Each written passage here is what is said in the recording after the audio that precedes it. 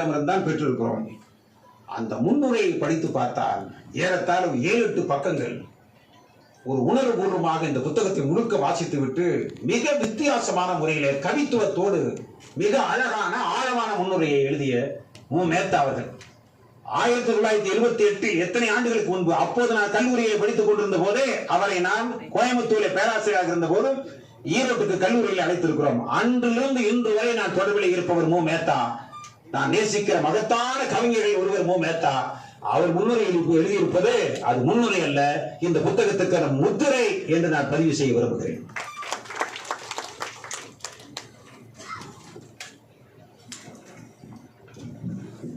அன்பல் அறிந்த உலகிற்கும் மேடையிலே வீட்டிற்கும் அனைவருக்கும் எதிரியானதற்கும் அனைவருக்கும்